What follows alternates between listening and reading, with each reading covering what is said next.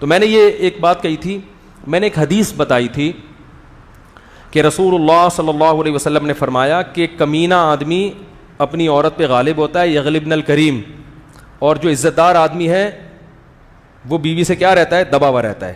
تو میں نے کہا تھا یہ کہیں کہہ دیا تھا کہ یہ صحیح حدیث ہے اور حدیث اس کی تشریح کی تھی. تو میں نے یوٹیوب پہ کمنٹس دیکھے, لوگوں نے بڑے طنز کیے ہوئے تھے کہ یہ حدیث صحیح نہیں ہے اور مفتی نے اس کو کیا کر دیا. تو میں لوگوں سے کہتا ہوں دیکھو, اگر کسی آدمی سے ممبر پہ غلطی ہوتی ہے تو یہ طنز والا لب و لہجہ یہ کب ہم چھوڑیں گے. اگر آپ کا خیال ہے کہ یہ حدیث صحیح نہیں ہے تو آپ واٹس ایپ پہ یا کسی طریقے سے مجھ تک پیغام پہنچا دو, میں سر نو تحقیق کر لوں گا, کیا خیال ہے, اور میں بتا دوں گا بھائی مجھ سے غلطی ہوئی ہے. تو یہ تو دنیا میں چلتا رہتا ہے نا.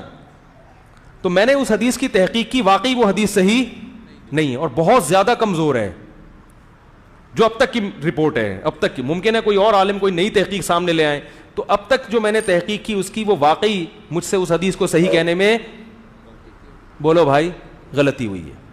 اب مجھے یاد نہیں میں نے صحیح کس بیس پہ کہا, کب تحقیق کی ہوگی, یا کسی عالم سے سنا ہوگا, ان کے عالم کی سننے پر اعتماد کر کے آگے کہہ دیا ہوگا. اب مجھے اتنی ڈیٹیل نہ تو یاد ہے نہ اس میں جانے کی ضرورت ہے, لیکن جو میں نے جو ریسرچ کی, تحقیق کی, تو پتہ چلا کہ یہ حدیث واقعی بہت زیادہ کمزور ہے, بیان کے قابل نہیں ہے. تو میں نے اس کو صحیح کہا تو میں اس سے رجوع کرتا ہوں. لیکن میں آپ لوگ سے بھی کہتا ہوں کہ اگر کوئی مسٹیک کسی عالم سے حدیث کو صحیح یا ضعیف کہنے میں ہوا کرے, کسی مولانا صاحب میں, تو تنزیہ لب و لہجہ اختیار کرنے کی چندہ ضرورت نہیں ہے. آپ تمیز سے ہمیں بتا دیں. اللہ نے ہمیں ٹوٹا پھوٹا یہ ضرب دیا کہ ہم ممبر میں بتا دیں کہ غلطی ہے, کون سا اتنا پریشان ہونے کی ضرورت ہے. رہا یہ مسئلہ کہ لوگ کہیں گے یہ تو مولوی صاحب رجوع کرتے رہتے ہیں, تو آپ نے بیٹھنا ہے, بیان سنو, نہیں سننا تو جاؤ یہاں سے. مجھے کون سا آپ لوگ کو پیسے دے رہے ہو بیان کے, کیا خیال ہے. ہم اس وقت بھی بیان کرتے تھے جب 4 آدمی ہمارے بیان میں بیٹھتے تھے. مجھے وہ دن بھی یاد ہے. ایک دفعہ میں درس قرآن کے لیے, کب کی بات ہوگی, یہ 94 کی بات کر رہا ہوں میں, 94, کتنے سال ہو گئے, 20 24 نہیں 25-26 سال پرانی بات کر رہا ہوں. میں درس قرآن دیا کرتا تھا. ایک مسجد میں جمعے کی نماز کے بعد میں درس قرآن کے لیے بیٹھا, ایک بندہ بھی نہیں بیٹھا, اور میں اکیلا درس قرآن لے کے بیٹھا ہوں.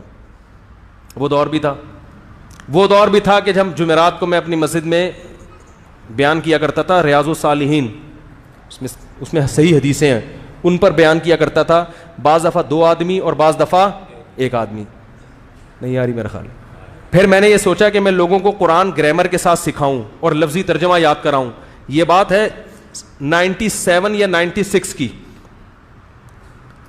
جہاں میں پہلے رہائش تھی. میں نے وہاں ارادہ کیا یار لوگوں کو قرآن سے مناسبت نہیں ہے, تو ان کو نا قرآن عربی تھوڑی سکھائیں, تاکہ یہ میں نے مہم چلائی.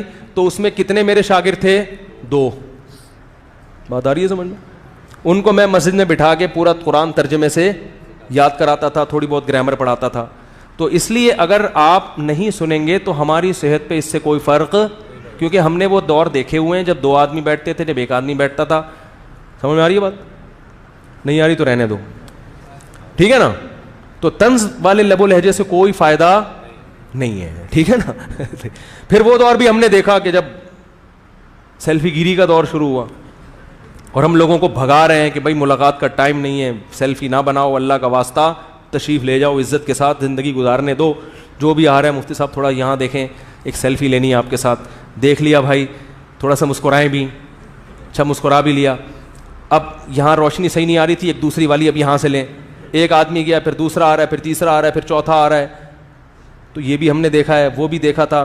تو اللہ کا اب تک کی رپورٹ کے مطابق, بڑی دعوے نہیں کرنے چاہیے, تو ہم نے دونوں سیٹ اپ دیکھے ہیں. تو اگر آپ تشریف لے جائیں گے, ٹھیک ہے, کہ ہر دفعہ شادی کرتے رہتے ہیں اور ہر دفعہ یہ اسی پر بات کرتے رہتے ہیں, تو آپ کے تشریف لے جانے سے ہماری صحت پہ فرق بولو بھائی نہیں پڑے گا.